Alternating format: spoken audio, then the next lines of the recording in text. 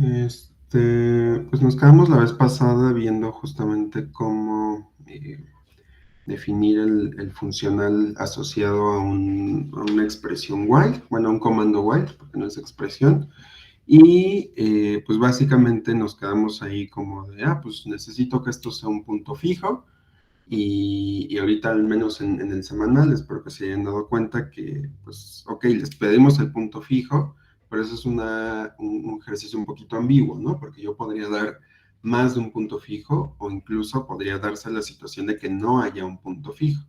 Entonces, una pregunta que salía, pues básicamente natural, es preguntarse cuál es el punto fijo más adecuado, con cuál de todos los puntos fijos o qué restricciones debe de cumplir este punto fijo. Y también parte de la investigación de esta semana fue justamente que le dieran una leída a esa sección de la nota, más o menos para que se den una idea. Ahorita lo vamos a hacer con mucho más detalle, pero la idea es que intuitivamente ustedes se den cuenta cuáles son las restricciones que debe de cumplir ese punto fijo. Entonces, ahorita lo que vamos a checar es justamente esa sección de la nota que les dejé en la investigación, y después pues ya vamos a profundizar un poquito más en lo que se conoce como teoría de puntos fijos. Es una teoría un poquito, no quisiera decir abstracta, pero es un poquito diferente a lo que hacemos realmente en otras materias de computación. A lo mejor y se les hace medio pesado, pero no vamos a hacer así ejercicios muy sofisticados ni nada por el estilo, ¿no? De hecho, creo que en su proyecto no se necesitan puntos fijos. Ya esta semana les vamos a dejar el proyecto 1. Van a tener un mes para checarlo, pero bueno, ahorita, más adelante les doy más detalles. Y en caso de que no llegáramos a acabar o que no avance como tenía planeado el día de hoy, a lo mejor y nos vemos el jueves. Pero vamos a ver cómo avanzamos hoy y ya les aviso si nos vemos el jueves o continuamos normal el martes. ¿Sale? Entonces, la última clase estábamos analizando este comando justamente, ¿no? Decíamos que pues es un while que pues verifica que la condición sea falsa, es decir, que x sea distinto de 0, ¿no? Y que mientras esa condición se cumpla, pues va a estar ejecutando un skip. Ya habíamos dicho justamente que skip pues no hace básicamente nada, nos deja el estado igualito, pero pues esto es como un ciclo infinito porque ni siquiera está actualizando la X ni nada por el estilo, entonces pues esto se sigue, cumple y cumple, cumple, y el ciclo se queda ahí definido, ¿no?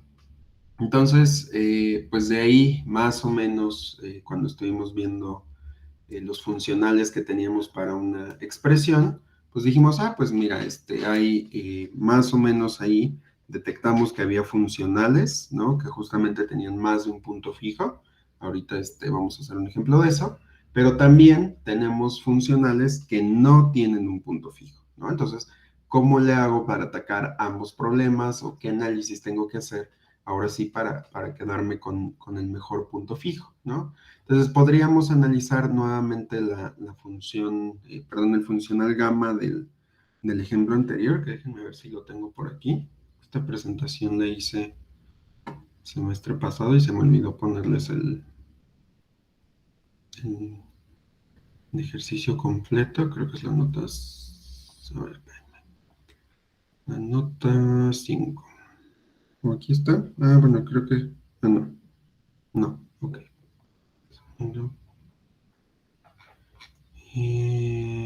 Era ¿no? Teníamos esta función. Bueno, este fue el ejemplo que nos quedamos viendo la vez pasada. Déjenme lo hago más grande. Hubiera puesto la presentación, pero bueno. Teníamos este comando while. Decíamos que esta era su condición, este era su cuerpo. Y entonces la gama correspondiente, pues era justamente esta gama que teníamos, ¿no? Y nuestro objetivo, pues es justamente encontrar el punto fijo, ¿no? O sea, nada más el funcional obtenido de esta expresión, pues me da este funcional, que si la condición es verdadera, pues me devuelve, ¿qué es esto? Phi aplicado con psi. Nuestro objetivo es saber quién es esa phi. Y en caso de que sea falso, pues devuelvo exactamente el mismo estado, ¿no? Eso ya lo habíamos definido. Y después dijimos, pues mira, una posible solución podría ser este punto, esta función, ¿no? Que es un punto fijo, justamente porque cuando la condición es verdadera, pues esto es básicamente bottom, porque pues no pues sigue ahí en ejecución, no está definido básicamente, y en caso de que sea falso, pues ya termino con la ejecución y termino con sigma, ¿no? Entonces probamos también que esta función que tenemos aquí es justamente un punto fijo. Aquí está el ejercicio de probar que era un punto fijo, porque justamente pues yo le paso gamma, ¿no? Con sigma, y pues termino otra vez con la misma definición, ¿no? Entonces eso fue lo que hicimos la clase pasada. Pues retomando ese ejemplo, podemos analizarla y notar que tiene más de un punto fijo, ¿no? En realidad, pues nosotros, si se dan cuenta, dada la estructura de nuestra gama, pues siempre que sea verdadera, tengo que tener una gama que al recibir sigma, pues me devuelva algo, ¿no? Y tengo que tener esta sigma. Entonces yo necesito que más o menos, puedo tener otra función más o menos con la misma estructura y se va a seguir cumpliendo que eso sea un punto fijo, ¿no? En realidad, si yo tuviera cualquier función que satisfaga que gamma de sigma es igual a sigma, cuando x es igual a 0, ¿no? Porque cuando x sea igual a 0 se sale, pues eso va a seguir cumpliendo nuestra definición, ¿sale? Por ejemplo, si yo tuviera esta función, o más bien este funcional, aquí no tendría, por ejemplo, puntos fijos. ¿Por qué? Porque aquí si mi gamma 1 es distinto de gamma 2, no lo voy a desarrollar mucho, quiero ver más otros ejemplos, pero bueno, si mi gamma 1 fuera distinto de gamma 2, aquí sería claro que no existe una función gamma 0 que cumpla con ser un punto fijo. Entonces, por lo tanto, esta función podríamos decir que no tiene un punto fijo. Entonces, ¿a qué quiero llegar con estas dos observaciones? Insisto, no las analicé mucho, ¿no? Pero lo que estoy queriendo decir es que el punto fijo que yo propuse para el comando while que teníamos al principio es válido, pero al mismo tiempo yo podría encontrar otro punto fijo que satisfaga esta única restricción y también va a ser un punto fijo. Entonces yo podría tener varios puntos fijos para para un mismo comando, y bueno, para un funcional en este caso. Y en este caso, yo puedo tener un funcional que no tenga puntos fijos, ¿no? Entonces tengo estos dos casos. ¿Cómo los soluciono o con qué me quedo? Entonces, para contestar esa pregunta de cuál es el punto fijo más adecuado, pues necesitamos justamente analizar los posibles casos de un while, ¿no?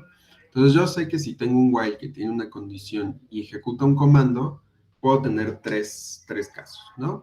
Número uno, pues el ciclo while se ejecutó, no sé, n veces, pero eventualmente terminó, ¿no? Eso es como lo ideal que siempre esperamos de un while, ¿no? Digo, salvo que en nuestro contexto sea que se mantenga en ejecución, pero en general siempre queremos que un ciclo termine y que pues, el programa completo termine, ¿no? Después tenemos otro caso. ¿Qué pasa si el comando C que yo tengo aquí resulta ser también un while, por ejemplo? O que tiene un operador de secuencia, o un if que eventualmente manda a llamar un while y también se cicla, ¿no? Eso también podría ser un caso. Entonces podría ser que este comando solito se cicle. Entonces vamos a analizar qué pasa. Y el tercer caso de un while sería cuando se cicle todo, es decir, que el comando completo se cicle. Entonces, ¿de qué me va a servir analizar estos tres casos? Pues yo puedo abstraer el comportamiento de cada uno de los casos, ver qué condiciones cumplen o qué comportamiento tienen, y partiendo de ahí podemos ver qué punto fijo me conviene más quedarme, ¿sale? Entonces vamos a analizar primero el caso 1, que es el caso donde pues, mi while está bien definido, bien bonito y todo, y termina, ¿sale? Entonces, si el ciclo while termina, esto significa que tenemos n estados por los cuales ya pasó ese ciclo, ¿no? Y se cumple justamente esta condición, ¿no? Que si yo evalúo esta condición, ¿no? Bajo cualquiera de estos estados que son, les digo, los que hemos ido modificando, pues me va a volver cero cuando la I haya alcanzado el último estado de la ejecución. O sea, yo tengo un while, ¿no? Me lo escribo para que sea más claro. Entonces vamos a suponer que la primera iteración, mi condición fue verdadera. Esa primera iteración, pues el comando pudo alterar el estado. Entonces me devuelve una sigma 1. En la siguiente iteración, la condición es verdadera, pues me devuelve una sigma 2, luego una sigma 3, luego una sigma 4, y así. Se va a quedar eternamente hasta que, ¿qué? Pues hasta que la condición, en este caso, sea falsa. Y cuando eso sea, pues yo voy a terminar en un estado sigma n. Entonces, lo que me está diciendo básicamente este caso es tu condición, ¿no? Que es la condición del while, va a ser verdadera mientras tú no hayas alcanzado el último estado por actualizar, ¿no? O sea, que tú estás a lo mejor en sigma 1, en sigma 2, en sigma... Mientras tú sigas generando esos estados, tu condición es verdadera, ¿no? Pero cuando llegues al último de los estados, es porque la condición ya fue falsa. Entonces, eso es por un lado. Y por el otro, pues yo tengo que el comando, ¿no? El cuerpo del while, es el que me va a seguir generando nuevos estados, ¿no? O sea, yo tengo cualquier estado sigma i y me va generando un sigma i más 1, ¿sale? Entonces ahí me mantengo en ejecución. Entonces, básicamente esto es lo que me está abstrayendo por detrás cada que yo escribo un while, que siempre termina, ¿no? Me está verificando la condición constantemente hasta que llega al estado final y la ejecución o la denotación del comando sigue generando nuevos y nuevos estados hasta que llega al último, ¿no? Justo por eso nos está diciendo que i es menor a n. Entonces, por ejemplo, este comando me dice, pues mientras 0 sea menor que x, quiero que actualices x con menos 1. Entonces, si por ejemplo x vale 10, después va a valer 9, luego va a valer 8, luego 7, luego 6, y así sucesivamente, hasta que llegue a un valor menor a 0, y entonces se detiene ya la ejecución del comando while. Entonces aquí, básicamente estoy pasando por tantos estados como yo vaya necesitando, hasta llegar a un estado sigma n, ¿no? Que fue sigmas. Y entonces, ¿en qué momento la condición va a ser falsa? Pues justo cuando yo llegue a sigma n. Y lo mismo con el cuerpo, ¿no? El cuerpo en cada iteración me está generando un nuevo estado, ¿no? O sea, cuando yo estaba en sigma 1, me generó sigma 2. Cuando yo estaba en sigma 2, y así sucesivamente, nuevamente hasta que yo llegue a ese estado final. Entonces, hasta ahí, pues más o menos ese es bueno, no más o menos, ese es el comportamiento que tiene el while con respecto a la condición y con respecto al comando en el caso 1. Entonces, vamos a suponer que yo tomo un punto fijo, el que sea, porque ya dijimos que puedo tener más de uno, ¿no? En este caso, ¿dónde quedó? ¿Quién es gamma en este caso? Bueno, defino la gama para mi while, ¿no? Entonces, yo sé que es un punto fijo. Entonces, esto, o aplicar gamma con sigma i, pues va a terminar siendo, pues, esta aplicación, ¿no? O sea, que yo le pase sigma i al funcional recibiendo ese gamma 0 porque es un punto fijo. Entonces, el gamma, bajo cualquier phi, ya habíamos dicho que se comporta de cierta forma, ¿no? Ya habíamos dicho que yo tengo que aplicar phi con el cuerpo del comando,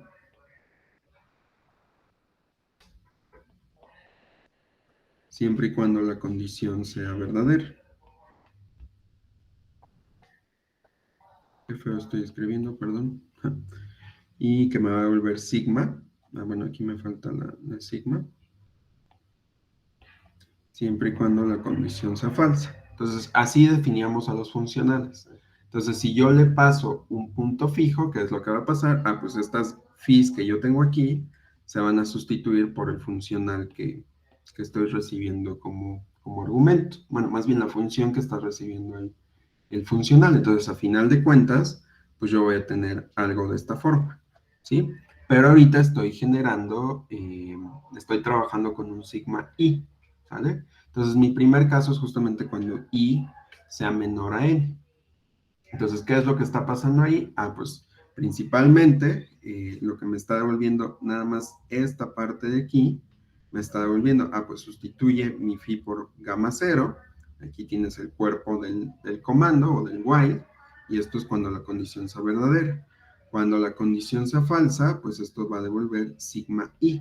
Entonces, esta expresión completa la podemos definir en términos de lo que ya habíamos visto, ¿no?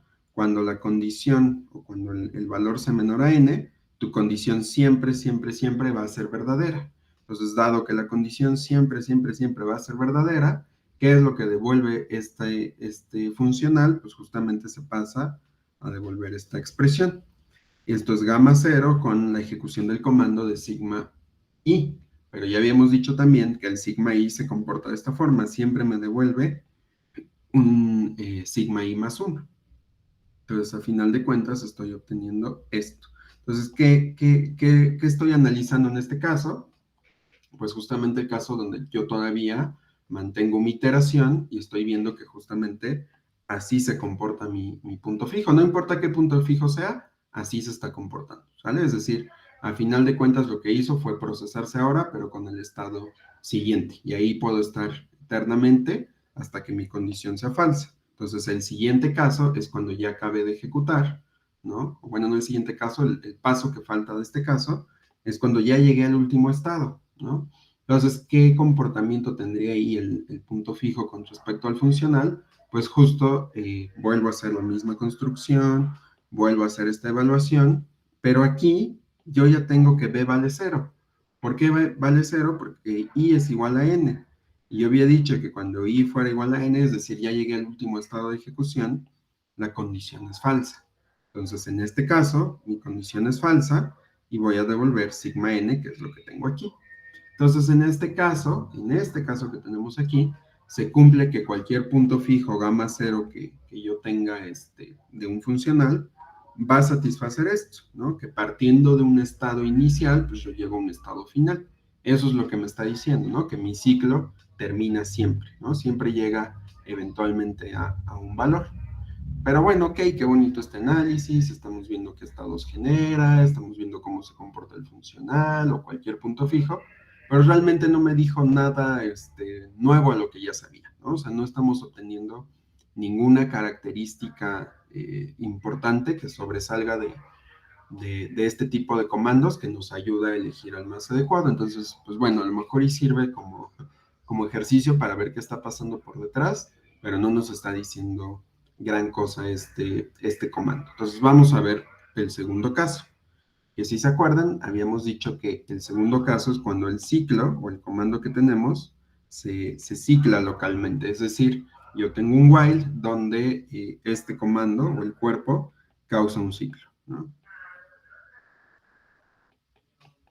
Es decir, no termina, ¿vale? Entonces, ¿cómo o qué situación tenemos en ese caso?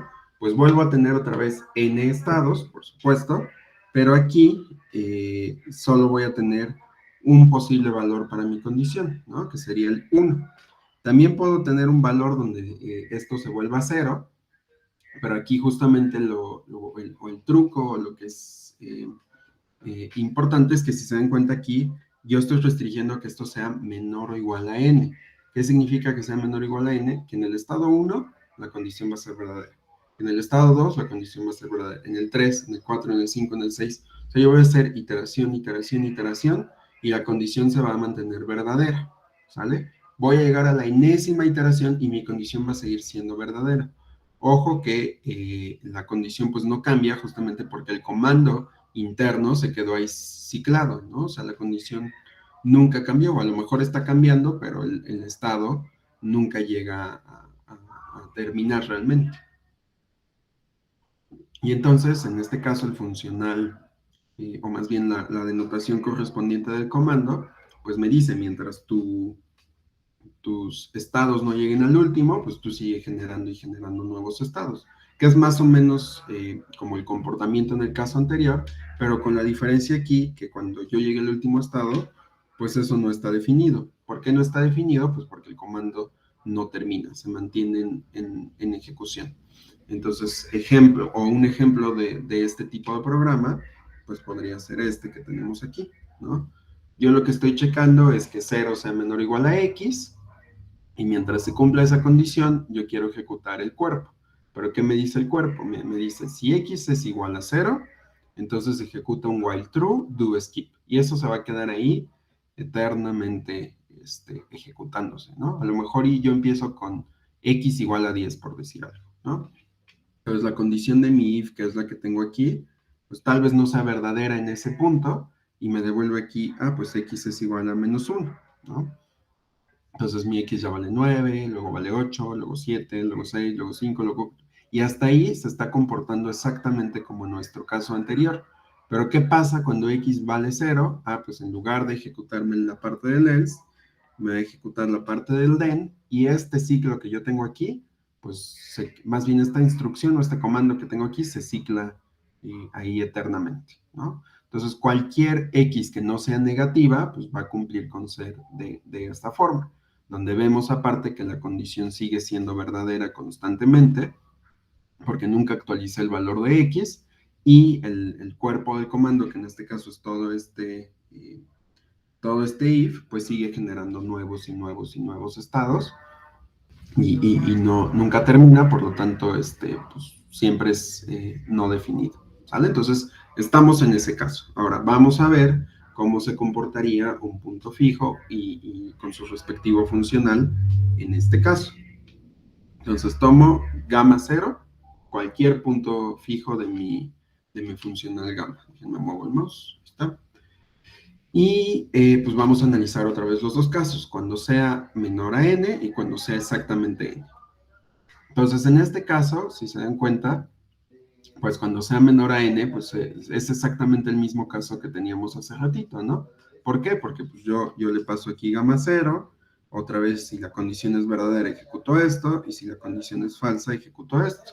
Pero aquí mi condición me decía, mientras i sea menor o igual a n, en este caso es menor, ¿no? Esto sigue siendo verdadero. Entonces, ¿qué tengo que ejecutar? Pues tengo que devolver esto, ¿no? Pero esto, ¿qué me devuelve? Ah, pues ya habíamos dicho que siempre me genera el i más 1, justo porque estoy en el caso donde i es menor a n. Entonces, es básicamente el mismo análisis que hicimos en el caso 1, no hay nada diferente. Vamos a ver entonces cuando i sea otro valor. En este caso no puedo decir que i sea igual a n porque pues no termina. Yo no sé cuándo termina, ¿no? O sea, no tiene un fin, entonces no podría hacer ese análisis ahí. Pero podría hacer, por ejemplo, el análisis cuando i sea igual a 0. ¿Por qué me sirve cuando i sea igual a 0? Pues justamente pues, es el estado inicial donde tenemos la ejecución ahí. Entonces, pues, ¿cómo se hace este análisis? Ah, pues yo hago recibo mi sigma n, vuelvo a hacer mi sustitución, hasta aquí tengo básicamente lo mismo, y en este caso, pues yo ya llegué a este valor, donde yo ya no puedo hacer generar otro estado, porque justamente estoy pasando sigma n, ¿no? Entonces, al yo pasar sigma n, habíamos dicho, ¿qué pasa cuando tu i sea igual a n? Ah, pues aquí va a ser justamente bottom. Entonces, en este caso, en lugar de devolverme sigma i más 1, como en el caso anterior, aquí me va a devolver tal cual un bottom. ¿Por qué? Porque no está definido. Entonces, aquí básicamente lo que me está diciendo es que cualquier punto fijo de gamma va a satisfacer esto.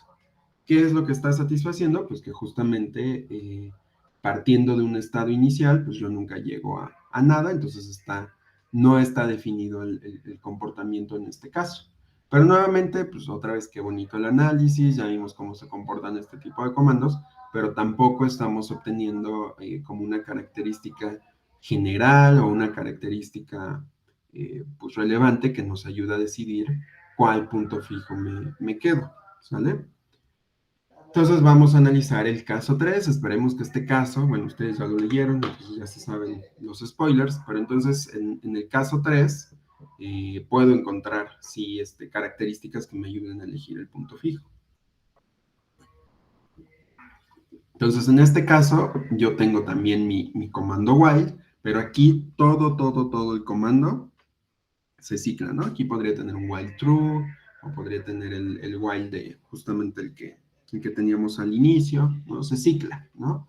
Entonces aquí voy a tener también estados, pero no voy a tener un estado final. Esos spoilers son chafas porque no los entendí. Justo, ¿no? La idea era que le dieran una leída y pues más o menos medio lo entendieran, y ya en esta sesión pues se aterrizaran un poquito más las ideas, ¿no? Porque yo sé que es pues un poquito denso esto, ¿no? O sea, no es algo que abstraigan tan rápido, ¿no? Hasta que empiezan a arrastrar el lápiz van a entender de qué les estoy hablando, estoy seguro. Entonces, bueno, yo tengo mi while y entonces yo necesito saber cómo se comporta, vamos a ver qué pasa. Entonces aquí, si se dan cuenta, yo no podría decir que llego a un estado final. En el caso anterior, realmente tampoco lo podía decir porque el ciclo finalmente no me permitía que terminara el comando, pero el comando externo, digamos, el while que estaba afuera, sí podría terminar. El problema era justamente internamente. Entonces yo sí podía pasar por en estados, pero el interno era el que me impedía llegar ahí. En este caso, voy a partir también de un estado inicial, sigma 1, pero aquí sí yo nunca voy a llegar a un estado final. ¿Por qué nunca llego a un estado final? Pues porque el while se mantiene en ejecución. Entonces aquí ni siquiera tengo ninguna restricción de dónde a dónde van a ir los estados, porque bajo cualquier estado la condición siempre, siempre va a ser verdadera, porque eso es lo único que me haría ciclar el comando completo, que la condición fuera siempre verdadera. Y al mismo tiempo el comando una y otra vez me va generando nuevos estados y eso también ayuda a que se mantenga el ciclo, ¿no? Entonces, justamente el comando con el que empezamos esta sesión cumple con estas características porque, ¿qué? Esta condición siempre va a ser verdadera, bueno, a menos que yo le pase ahí x igual a 0, ¿no? Pero cuando yo le pase un valor distinto de 0, esa condición va a ser verdadera y nunca va a cambiar esa condición, el cuerpo ni siquiera, incluso aquí si se dan cuenta el cuerpo me deja el mismo estado, pero iteración tras iteración se sigue ejecutando, ¿no? O sea, aquí a lo mejor y tengo que sigma i pasa otra vez a ser sigma i, y aunque no estoy cambiando realmente de estado, pues sí hubo como una ejecución, entonces realmente sí estoy pasando una y otra vez por otro estado, aunque sea el mismo, pero el ciclo completito se está manteniendo ahí infinitamente, ¿no? Entonces, estoy en este caso. Entonces, aquí, si se dan cuenta, esto nos va a causar que cuando analice el funcional, pues esto siempre sea verdadero y siempre devuelva la parte verdadera del funcional en lugar de la parte falsa y ahí se va a mantener también. Entonces, ¿qué es lo que quiero decir? Vamos a suponer que yo tomo una gama cualquiera, una gama cero, que es un punto fijo del funcional gamma mayúscula. Entonces, como en los casos anteriores, hago exactamente el mismo análisis, que es hasta aquí, ¿no? Esta parte. Vemos que la condición es igual a 1 y esto es válido siempre, o más bien esto es verdadero siempre, por el análisis que ya vimos en el paso anterior. Entonces, siempre, siempre, siempre voy a devolver esto, ¿sale? ¿Y qué significa devolver esto? Ah, pues significa que yo tengo que saber cuál es el estado que me genera el comando interno, y ya sabemos que ese comando interno siempre me genera un sigma de i más 1, ¿vale? Entonces, esto se cumple para toda i mayor a 0, justamente porque cualquier estado que le demos va a seguirse ahí. Entonces, dicho de otra forma, yo para todo, con mi punto fijo, siempre que parta de este estado, me va a generar otro nuevo estado, ¿no? Entonces, yo no puedo realmente determinar el valor concreto de esta parte, ¿no? Y entonces ahí, ¿qué hago, no? Porque pues, yo necesito saber ese valor para decir qué es lo que denota el while. Y si no lo puedo determinar, pues ahí estoy en un problema. Entonces, esta es justamente la situación en donde, pues si yo tengo más de un punto fijo, aquí puede diferir el camino por el cual yo pueda seguir, ¿no? Entonces, por ejemplo, en el comando que teníamos al inicio, este era mi funcional gamma, ¿no? Que fue justamente el que estábamos viendo ahí. Y ahí básicamente habíamos concluido que cualquier función parcial que cumpliera con esto, ¿no? O sea, que yo tome gamma, le pase una sigma y me devuelva sigma siempre y cuando x sea igual a 0, dijimos que eso podía ser cualquier, más bien cualquier función gamma minúscula que satisfaga con esto, podía ser un punto fijo de gamma, ¿no?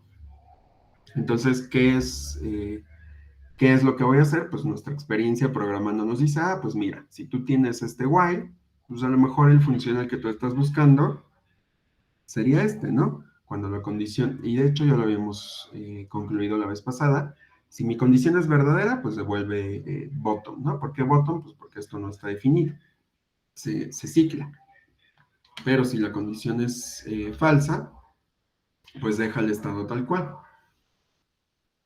Entonces, el punto fijo ¿cómo se llama? Del funcional gamma mayúscula más adecuado, en este caso sería este punto fijo que tenemos aquí, ¿no? Que es justamente el que tenemos arriba.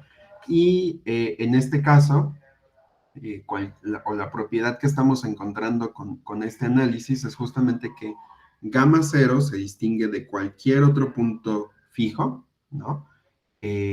Siempre y cuando cumpla esta propiedad, ¿no? Si yo tengo que gamma cero de sigma es igual a sigma prima, pues tenemos que otro punto fijo, no importa cuál sea, otro punto fijo, cumple exactamente lo mismo, ¿no? Va a seguir también siendo un buen punto fijo, pero no viceversa, ¿sale? Entonces, a lo mejor y esto sí fue como, ¿qué? ¿No? Pero más adelante hacemos un ejemplito de eso. Ahorita en la segunda parte de la sesión vamos a hablar de esto, que básicamente lo que hace es definir un orden sobre mis funciones parciales, que realmente no son parciales, pero bueno, ¿sale? Entonces, ok, entonces después de todo este análisis, básicamente lo que estoy diciendo es, ok, tú tienes el problema de que el punto fijo o que de la denotación de tu while, pues es básicamente el fix del funcional que queremos, ¿no? O sea, lo que estoy diciendo es que la denotación de un while, ¿no? Bajo cualquier estado, pues es básicamente, si tú encuentras el punto fijo de omega, eso es esa es la denotación, ¿no? Entonces es importante que tú sepas qué características tiene que tener este fix, ¿no? Entonces, básicamente, después de hacer este análisis y después de haber visto la introducción de semántica denotativa la semana pasada, pues yo quiero que cumpla con dos cosas. Número uno, que esta gamma cero, que es a lo que le estoy llamando fix de gamma, sea un punto fijo. Eso es así esencial y ya lo habíamos visto. Pero si yo tengo una gama que es otro punto fijo de gamma, entonces yo necesito que se cumpla esta propiedad. ¿Sale? Eh, yo necesito que se cumpla esa propiedad sin importar los dos estados que tenga, ¿no? Es decir, que si yo tengo gamma cero y le paso sigma y me devuelve sigma prima, entonces la otra gama que yo tenga tiene que tener exactamente el mismo comportamiento. A esto decimos que básicamente compartes resultados. Esto ahorita lo vamos a ver con mucho más detalle, pero esa es como la propiedad básicamente que necesito ver de mis puntos fijos. ¿Y esto qué me va a permitir ver? Pues me va a permitir ordenar a mis gamas. Esto no es una gama. No, sí es una gama. Perdón. Entonces, lo que me va a permitir es ordenar a mis gamas. Ya que tenga ese orden, ya que esté todo bien definido, puedo tomar el más chiquito, que básicamente es el que engloba a todos los demás casos. Sé que es cero intuitivo, pero ahorita lo definimos con más calmita. Y algo que es importante también es que si mi gama me devuelve ¿cómo se llama? Me devuelve la no terminación, pues entonces aquí no tenemos ninguna característica que deba de cumplir el, el gamma, ¿no? Porque pues justo no encontramos ninguna característica. Al no terminar, pues no hay ninguna restricción que yo pueda detectar de ese punto fijo, ¿sale? Entonces, eso es lo que buscamos, ¿va? Y bueno, estas son las referencias. Entonces, déjenme abrir la otra presentación para que esto cobre más sentido. Solo que quién sabe dónde está. Déjenme, voy a ocultar esto para que no vean qué estoy haciendo.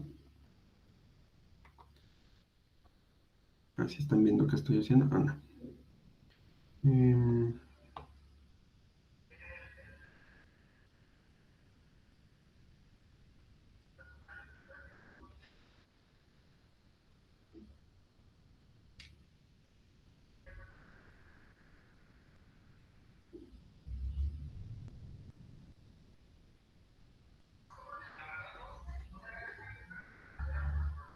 a ver, ahora sí.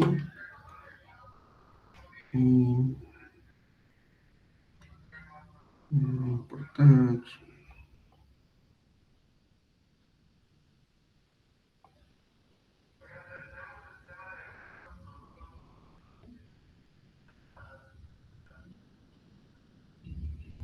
Ahí está, ¿no? Entonces, pues sí estuvo medio feo ese análisis que acabamos de hacer. Está incluso confuso pues quién sabe qué está pasando. Y esto viene porque justamente nosotros, a lo mejor en el curso de lenguajes de programación se les habla de puntos fijos, pero no profundizamos mucho, ¿no? Y no se profundiza mucho en lenguajes porque pues no es el objetivo, ¿no? El objetivo en lenguajes es básicamente, pues yo te doy estas reglas y quiero que construyas un intérprete y eso te va a ayudar a entender básicamente cómo funciona un lenguaje de programación en general y ver qué características tienen, ¿no? Para que a final de cuentas ustedes puedan hacer algún tipo de análisis en el área de lenguajes o pues para que puedan elegir qué lenguaje de programación les conviene en un determinado momento.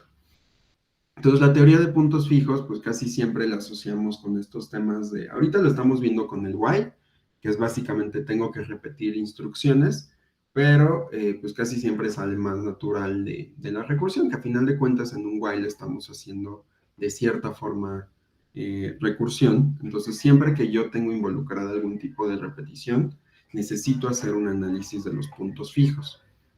Ahorita estamos viendo los puntos fijos un poquito pues, extraño porque lo estamos haciendo en términos de funciones que dependen de un comando de un lenguaje de programación, entonces todavía se complica un poquito más porque pues, en matemáticas, digamos, puras, no sé si decirles puras, bueno, en matemáticas en general, pues casi nunca se trabajan con programas, ¿no? Entonces, como que pasar esta noción del comportamiento de un programa a un fundamento formal, pues es medio difícil de cachar en primera instancia.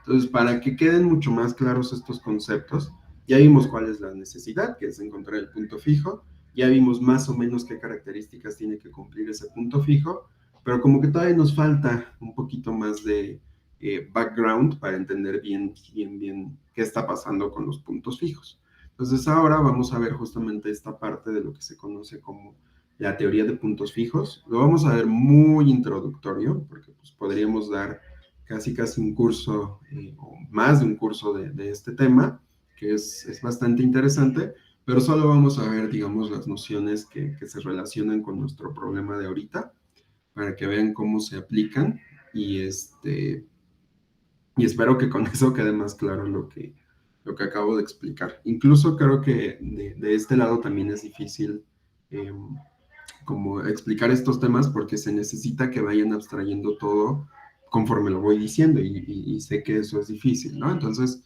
en cuanto empiecen a hacer algún ejercicio o algo, se van a ir aclarando esos conceptos, pero también van a salir más dudas. Entonces, no se preocupen si no entiendo, nos dicen y vemos si hacemos otro ejemplo o lo explicamos de otra manera o algo por el estilo, ¿no? Pero o sea, lo que les quiero decir es que este tema es difícil y es normal si se me confunde, ¿sale? Entonces, no se angustien si eso pasa, estoy consciente de ello, ¿va? Entonces, bueno, ya se trabó esto, que nos está transmitiendo, en un segundo.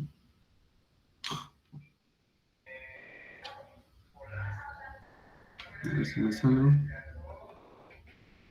A ver, dame un segundo otra vez.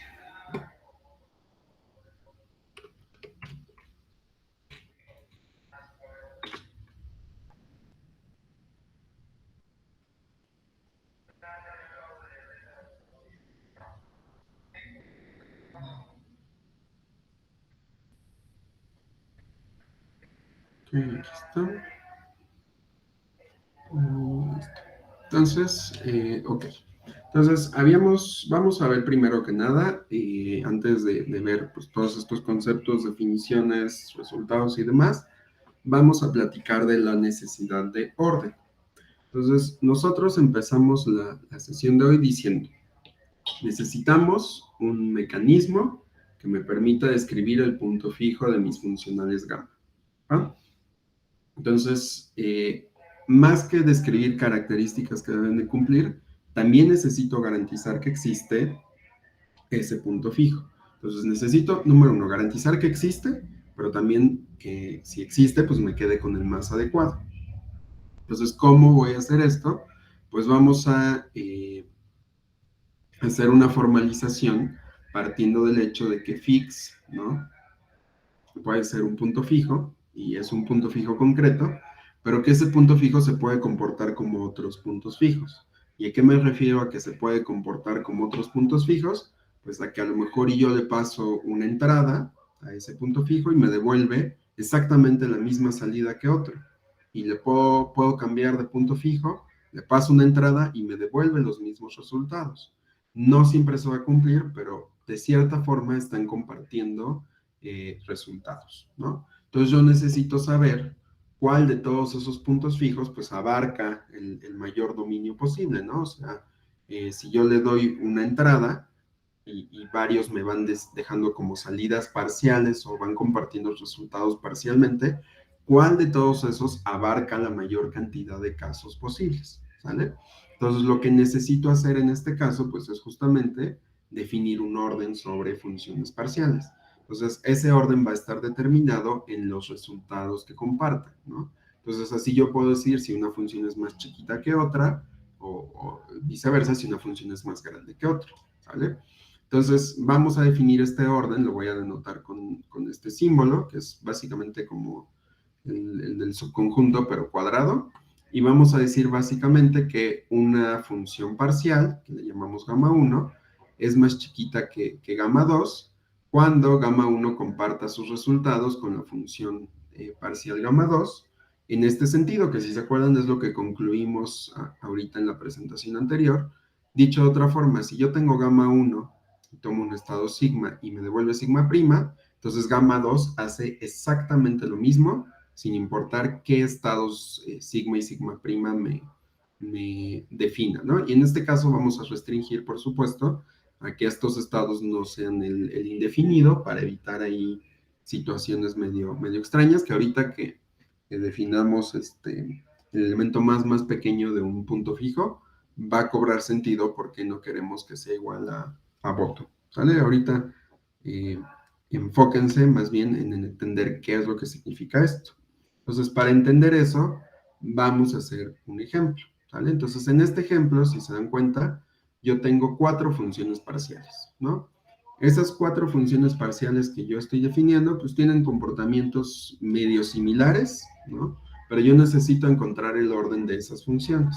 Entonces, para encontrar el orden de esas funciones, yo necesito fijarme en qué resultados están compartiendo, ¿no? O sea, cada que una función me devuelva algo, ¿qué hace la otra? ¿Sale? Entonces, nuestro objetivo con este ejemplo es que aprendamos a ordenar funciones, ¿sale? Entonces, ¿cómo le voy a hacer para saber que una función es más chiquita que otra? Pues me voy a fijar justamente en sus entradas y en sus salidas. Por ejemplo, si se fijan en la primera función, yo tengo que se llama gamma 1. Entonces, si se dan cuenta, ese gamma 1, no importa qué estado yo le pase, siempre me devuelve el mismo estado, ¿sale? El gamma 2 me dice, ok, cuando a ti te pasen sigma, tú vas a devolver también sigma, siempre y cuando, al buscar tú un estado S, eso sea mayor o igual a 0. Ok. Y en gamma 3, pues esto también, de hecho aquí no debería ser S, debería ser X. Eso no es, bueno, sí es relevante, pero bueno, X es mayor o igual a 0. Ajá.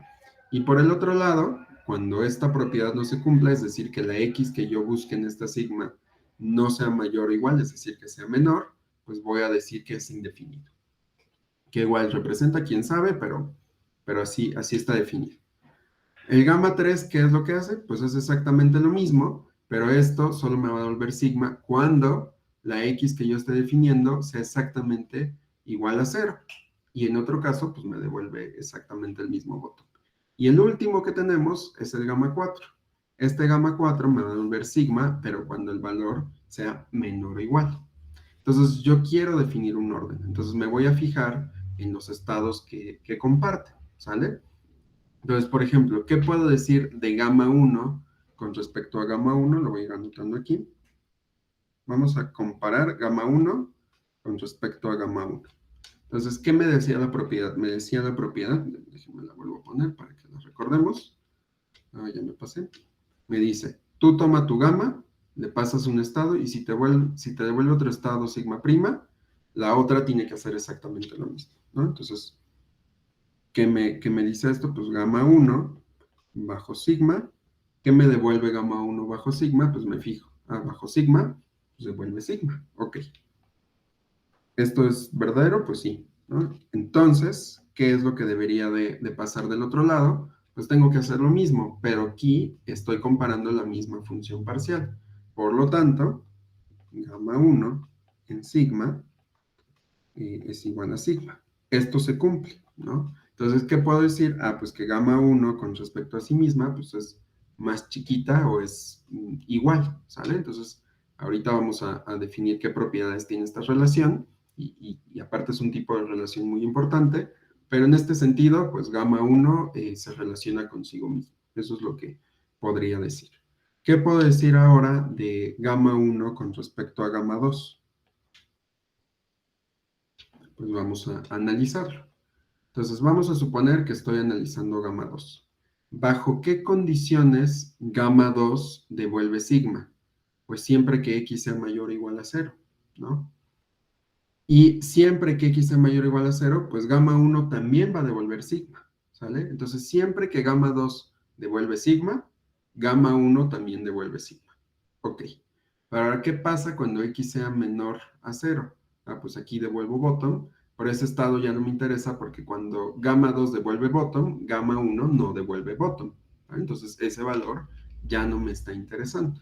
Entonces aquí, si se dan cuenta, estamos viendo que gamma 1 y gamma 2 comparten resultados solo en este cachito, ¿no? Entonces, digamos, gamma 2 tiene un conjunto mucho más pequeño de estados, ¿no? Donde me devuelve exactamente el mismo estado de gamma 1.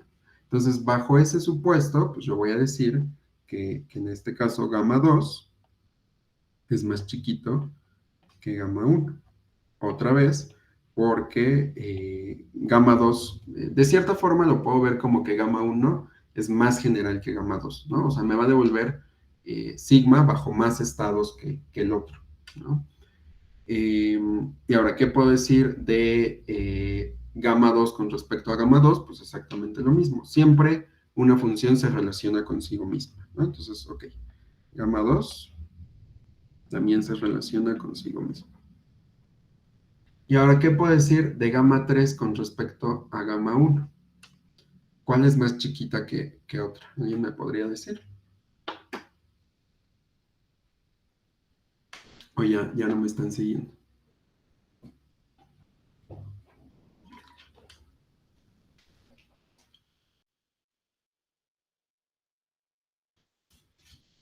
¿Siguen ahí?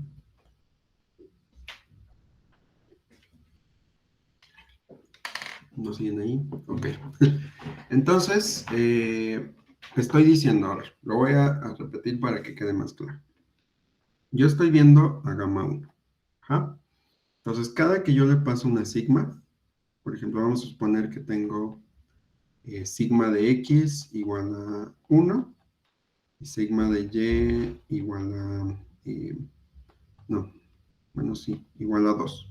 Vamos a suponer que tengo esta primera entrada, ¿no? Entonces, si yo le paso a gamma 1 cualquiera de estas sigmas, siempre me va a devolver la misma sigma, ¿sí?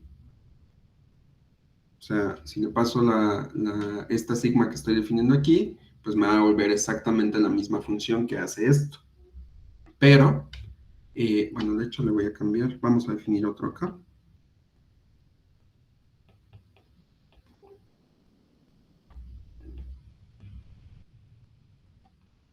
Por decir algo, ¿no?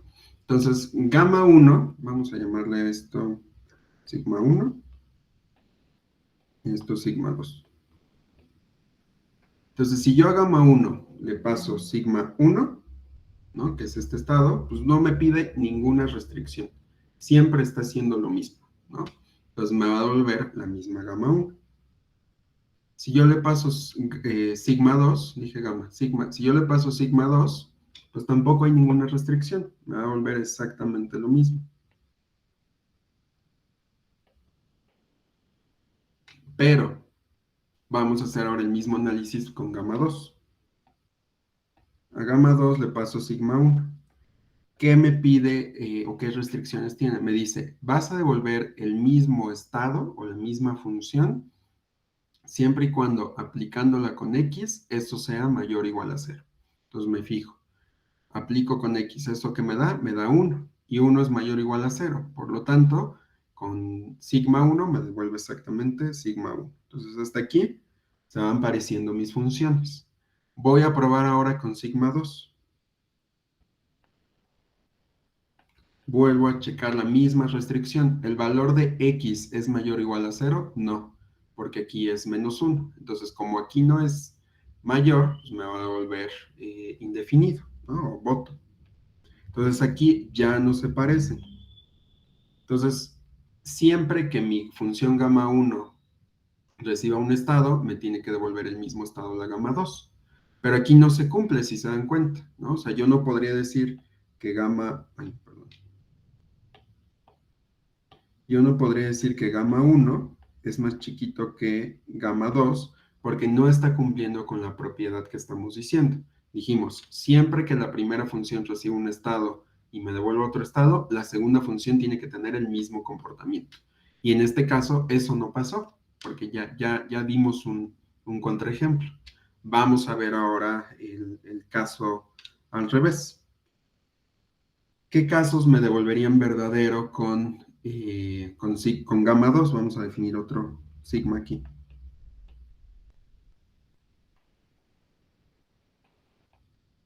Vamos a ponerle aquí un 4. Y aquí, realmente la y no es necesaria, pero bueno.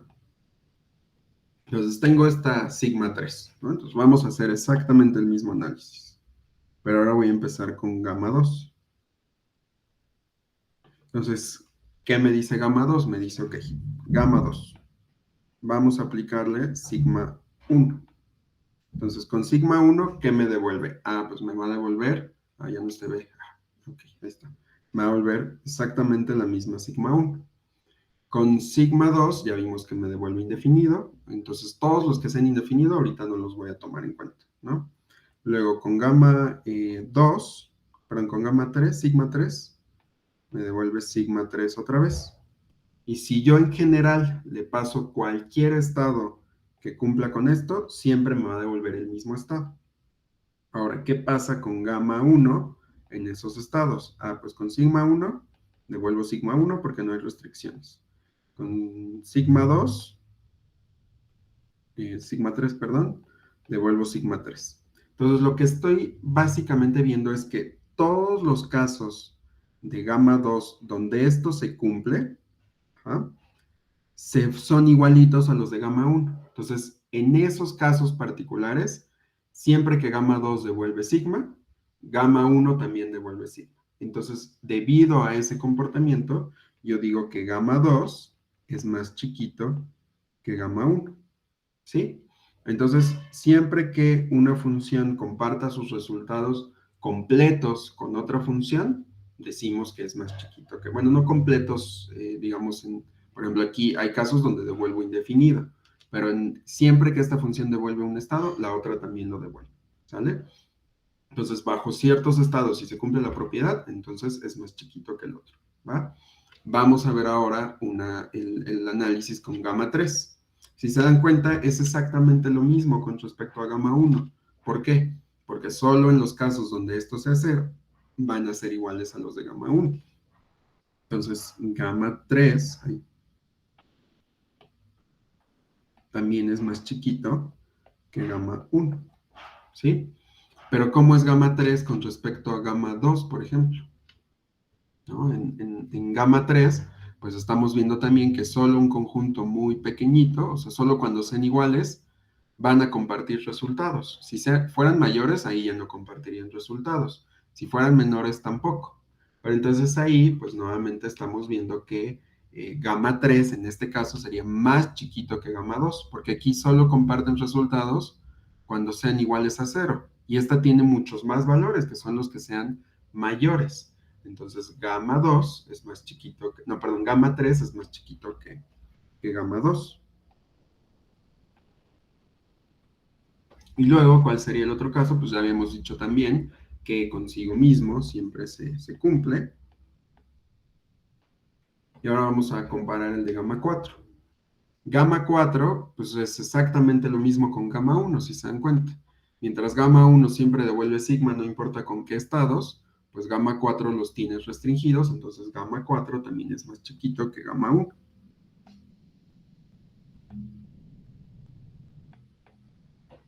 Y luego, pues consigo mismo, por supuesto. Y ahora, ay no, perdón. Y ahora, ¿cómo se comporta con respecto a gamma 2 y a gamma 3? Por ejemplo, ¿cuál es más chiquito, gamma 4 o gamma 2? Pues aquí ni siquiera los podría comparar. De hecho, aquí este debería ser menor estricto, ¿no? Porque si no, sí están contenidos. Déjenme le quito eso. Es menor estricto, ¿sale? En este caso, aquí gamma 4 no comparte sus resultados con gamma 2. ¿Por qué? Porque esto siempre que devuelva sigma, este no va a devolver sigma, va a devolver bottom. Entonces ahí no se cumple. Y al revés tampoco, ¿no? Entonces gamma 4 y gamma 2 no están relacionados. ¿Qué pasa con gamma 3? Pues aquí, si yo considero la igualdad, pues sí se juntan, ¿no? ¿Por qué? Porque cada que... no, de hecho sí era igualdad. Perdón. ¿No? Justo porque aquí solo comparten algunos, pero no siempre que este devuelve sigma, este devuelve sigma, ¿no? Justo porque las propiedades son diferentes. Entonces sí comprendo que gamma 4 y gamma 2 no están relacionados. Pero gamma 3 y gamma 4 sí, ¿no? Porque aquí, en un caso muy chiquito, sí se están manteniendo iguales. Siempre que este devuelve, ¿cómo se llama? Más bien, siempre que este devuelve sigma, este también. Solo cuando son iguales. Entonces, en este caso, decimos que gamma 3 es más chiquito que gamma 4.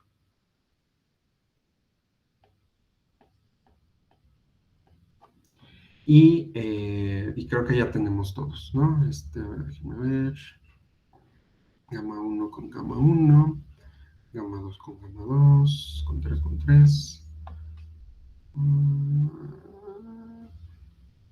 Sí, ya tenemos todos, ¿no? Entonces ya tengo básicamente todos los órdenes posibles de las funciones. Pero, pues si los tengo así escritos, pues como que no se aprecia muy bien quién es más chiquito que quién, ni nada. Entonces también lo que se suele hacer para representar este tipo de órdenes es lo que se conoce como diagrama de Hasse. Y esto se aplica en general para cualquier otro orden que ustedes den, ¿no? No solo sobre las funciones parciales. Entonces, si se dan cuenta, todos son más chiquitos que gamma 1, ¿no? O sea, gamma 1 es más chiquito que sí, ¿no?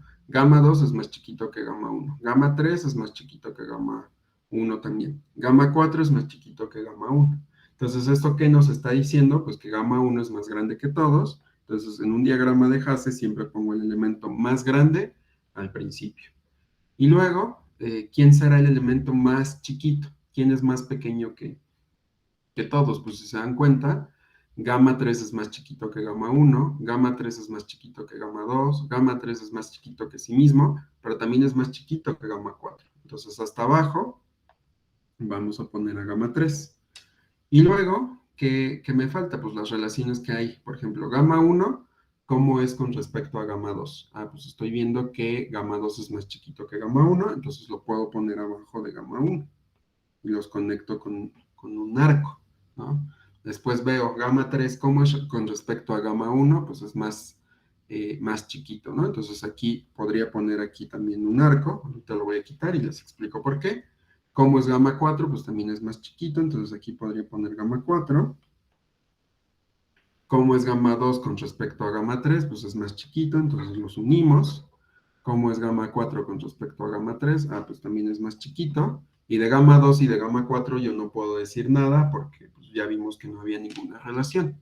Entonces, en este diagrama, este arco que yo puse aquí es un poquito redundante. ¿Por qué? Porque si se dan cuenta, si gamma 1 es más chiquito, perdón, es más grande que gamma 2 y gamma 2 es más grande que gamma 3, pues en particular gamma 1 también debería ser más grande que gamma 3. Entonces, este arco es un poquito redundante, ¿sale? En general, las líneas nos indican el orden, lo vamos leyendo de arriba hacia abajo.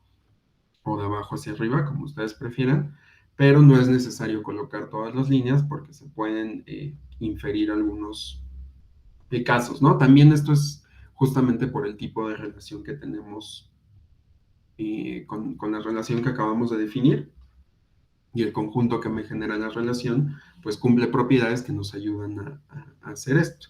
¿Sale? Entonces, léanse esto, vean la grabación otra vez, chéquense también en la nota cómo estoy dando el orden. Y si todavía después de eso llevan horas y no entienden qué está pasando, me dicen y hacemos otro ejemplo, o mañana con Luis hacen otro. Yo sé que está medio difícil de cachar la primera vez, entonces de verdad con toda confianza me dicen, ¿va? Por aquí les había puesto un ejemplo, pero no sé si ya lo quité. Déjenme nada más lo encuentro. Bueno, es que primero hay que ver otras cosas. Ok, va. Es que tengo un diagrama de Hasse muy bonito que encontré en internet el otro día, pero ahorita sí. Si llegamos, ahorita se los muestro. Entonces, bueno, ya vimos que puedo ordenar todas estas funciones parciales que acabamos de definir. Entonces, estas definiciones o la manera en la que se están comportando, donde vemos que una es más chiquita que otra, vemos que se pueden relacionar consigo mismas. Si se dieron cuenta ahorita con el diagrama de Hasse también tenemos este concepto de transitividad, pero si se dan cuenta no tenemos simetría, ¿no? O sea, si yo digo que gamma 2 es más chiquito que gamma 1, eso no significa lo contrario. Entonces, si yo pongo en un conjunto todos estos elementos que acabamos de ver, vamos a definir lo que se conoce como conjunto parcialmente ordenado, o en inglés, ¿cómo se llama? El acrónimo sería POSET, ¿vale? Entonces vamos a decir básicamente que un POSET es una pareja. ¿Qué va a tener esta pareja? Pues va a tener D, que es un conjunto, y va a tener una relación, justo como la acabamos de ver, que es una relación de orden, sobre ese conjunto D que acabamos de ver. ¿Qué tiene que satisfacer el conjunto o los elementos del conjunto para que yo pueda decir que son parcialmente ordenados? Pues tienen que cumplir, número uno, con que la relación sea reflexiva, es decir, todos se asocian consigo mismo, cosa que ya vimos en nuestro orden, que sea transitiva, es decir, que si D1 se relaciona con D2 y D2 se relaciona, aquí debería decir D3, déjenme lo cambio, que ustedes no lo ven, pero en el LaTeX hacer todo esto, este curso es muy feo trabajarlo en LaTeX porque hay que hacer reglas y reglas, y en este caso los simbolitos son muy tediosos, entonces siempre se me van cosas. Si por ahí en las notas también algo no les hace sentido, me dicen, porque muy probablemente sea un typo, ¿va?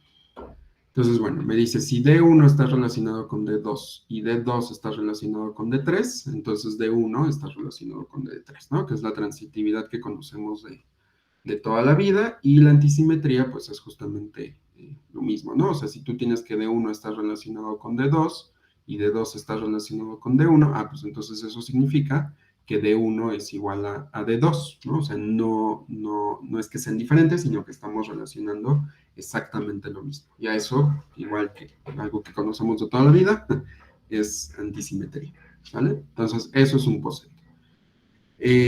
Luego, pues también si ya tengo un POSET, pues necesito saber, o algo que me va a servir para definir las características de mi punto fijo, pues es cuál es el elemento más chiquito de ese POSET. Entonces, vamos a llamar elemento mínimo de un POSET a aquel elemento que cumple con esto. Ese elemento le vamos a llamar D, y tiene que cumplir con estar relacionado con D', o dicho de otra forma, que sea más chiquito que otro D', para cualquier D' en el conjunto. Entonces, por ejemplo, ahorita con estas funciones que yo acabo de encontrar, si yo defino un conjunto parcialmente ordenado sobre esta relación, el elemento que sea más chiquito que cualquiera de las otras funciones, ese sería el elemento mínimo, ¿no? Y luego tenemos un hecho, ¿cómo se llama? Un hecho muy importante, que es que si yo tengo un POSET definido con un conjunto y una relación, si ese POSET tiene un elemento mínimo, entonces es único. ¿Cómo sé que es único? Pues justamente lo podemos seguir de la propiedad de antisimetría, ¿no? Justo como vimos ahorita, no hay un elemento más, digo, o sea, hay que desarrollarlo con más detalle, pero se dan cuenta, como aquí no tenemos propiedades de antisimetría, en este caso el gamma 1 terminó siendo el más chiquito, justo por esta propiedad que les digo de que pues no es lo mismo que yo los escriba al revés. Entonces, si ustedes analizan esa propiedad, pues resulta ser obvio que el elemento mínimo sea único, ¿no? Entonces, si a alguien no le sale, aquí dice antisimetría, si a alguien no se le hace tan claro, me dicen y desarrollamos la demostración, ¿va? Entonces vamos a hacer otro ejemplo de estos conjuntos parcialmente ordenados para que quede más claro. Déjenme nada más, busco mi acordeón. Aquí está, ¿no? Entonces vamos a analizar el caso del conjunto potencia, ¿no? Entonces, ¿cómo se define el conjunto potencia? Si ustedes se acuerdan de sus clases de álgebra superior o de, a lo mejor, de discretas, el conjunto potencia casi siempre lo denotamos con esta P medio sofisticada que a mí nunca me sale, ¿no? Entonces nada más le voy a poner P. Y dado un conjunto S, pues ¿qué me devuelve o cómo se define el conjunto potencia? Pues simplemente yo voy a devolver todas aquellas K, tales que K sea subconjunto de S, ¿no? Entonces básicamente lo que me está diciendo el conjunto potencia es que es el conjunto de todos los subconjuntos de un conjunto, ¿no? Entonces, partiendo de la operación del conjunto potencia, yo podría definir un poset que satisfaga todo lo que acabamos de ver, ¿no? Entonces, ¿cómo se definiría ese poset? Pues yo defino primero mi conjunto, si se acuerdan. En este caso, el conjunto que estoy definiendo es el conjunto potencia. Defino una relación de orden. En este caso, mi relación de orden podría ser la propiedad de ser subconjunto. Y entonces esto, si se dan cuenta, es un poset. ¿Por qué es un poset? Pues porque, por un lado, mi relación de subconjunto, que esto pues, lo demostraron en álgebra superior, es reflexivo, ¿no? Es decir, K siempre es subconjunto de K, ¿no? Eh, ¿Qué otra cosa? También es transitivo.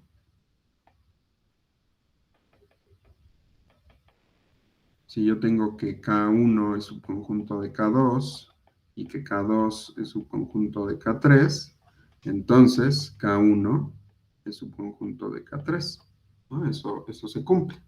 Y también es antisimétrico,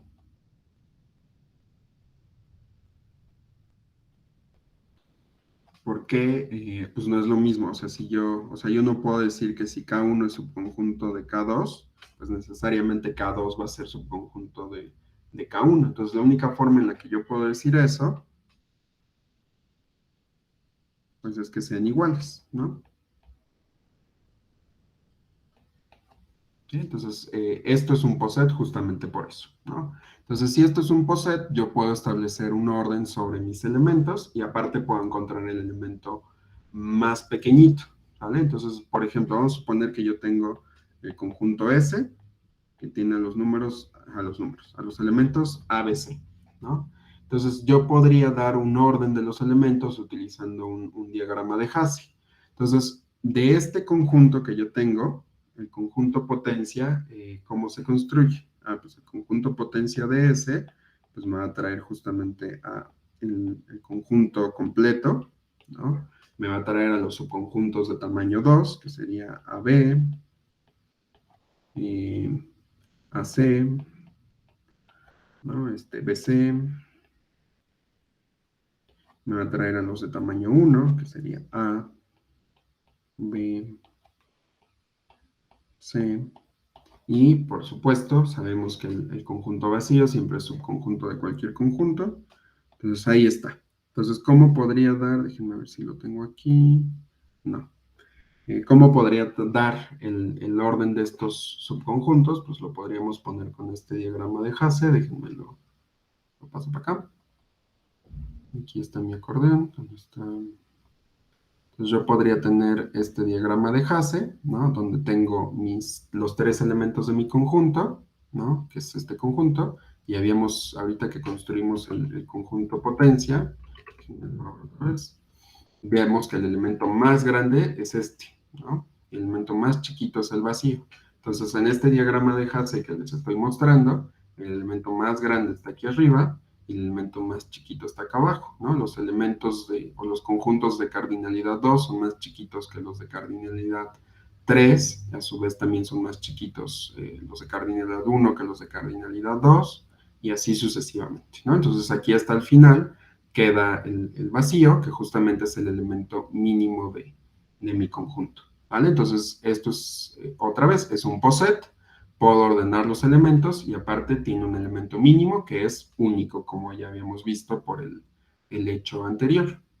Y ahora sí, pues yo podría utilizar estas propiedades, estos diagramas de Hasse también para representar órdenes mucho más complejos. Por ejemplo, esta es la imagen que les estaba diciendo hace ratito que me encontré en internet, donde yo puedo definir también estas relaciones con respecto a conjuntos mucho más generales, ¿no? Por ejemplo, si yo defino relaciones con respecto a los números naturales, pues el conjunto completo es el más grande. El conjunto chiquito sigue siendo el conjunto vacío, y por ahí en algún punto pues puedo hacer discriminaciones, como por ejemplo aquí el conjunto de los naturales sin el 0, pues es más chiquito, ¿no? Sin el 1 también es más chiquito, aquí sin el 2, sin el 3, bla, bla, bla, bla, ¿no? Y aquí lo mismo, ¿no? Ya que le quita el 0, pues también le podría quitar a ese, ahora le quiero quitar el 1 también le quiero quitar, y así se va haciendo más y más y más y más chiquito, se van haciendo cadenitas hasta que yo llego al vacío. O incluso puedo definir otras cosas como, pues el conjunto de los números que son pares, el conjunto de los números que son impares, pues también es más chiquito que, bueno, en un principio, ¿no? Que estos conjuntos. ¿Cómo se llama? Y también tenemos a los primos y podemos denotar otras cosas, ¿no? Pero básicamente nos está denotando el orden, ¿no? Y pues bueno, para eso sirven estos diagramitas de Hasse. Entonces, un lema que vamos a estar utilizando mucho, pues es, ok, ya tengo mis funciones que denotan, por ejemplo, un funcional gamma, ¿no? Ya vimos aparte que, pues esa relación que acabamos de definir, aquí está, en lugar,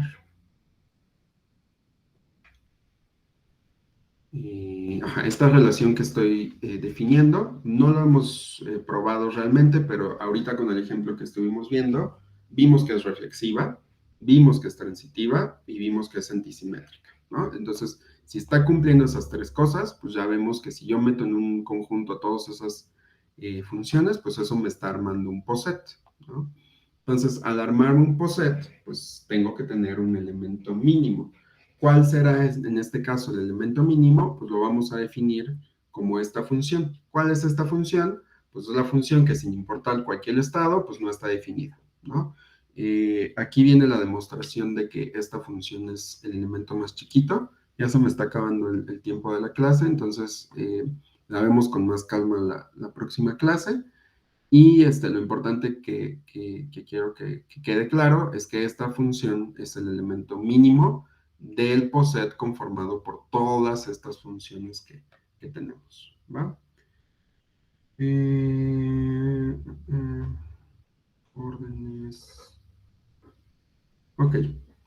Entonces, el objetivo, ¿no? Otra vez, ya habíamos dicho que estas son nuestras características que queremos eh, considerar de un poset. Entonces, ya dijimos que esto debe ser un punto fijo del funcional gamma. Ya habíamos dicho que tiene que ser el punto fijo más chiquito. Entonces, si tiene que ser el punto fijo más chiquito, ¿qué quiere decir eso?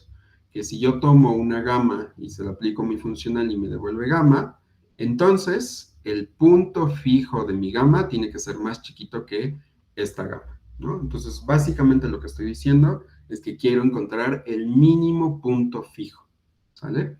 Pero bajo esta gamma. Entonces, nuestro objetivo justamente es asegurarnos de que todas estas funcionales que yo estoy generando a partir de nuestros comandos while, pues tengan en efecto mínimos puntos fijos, y para eso podemos utilizar todas estas nociones de los posets, justamente porque ahora yo ya puedo ordenar funciones parciales, y esas funciones parciales pues van a representar justamente a los puntos fijos, ¿no?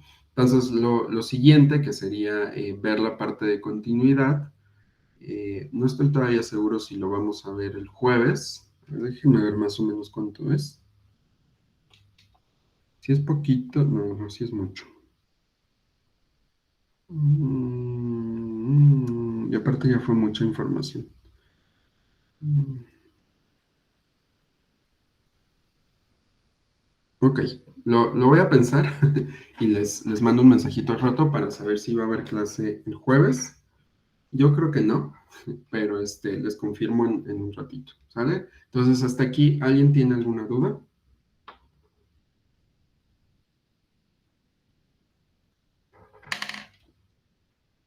Ok, entonces si no hay dudas, continuamos. No, al ratito les digo cuando continuamos, ¿vale? Cuídense mucho.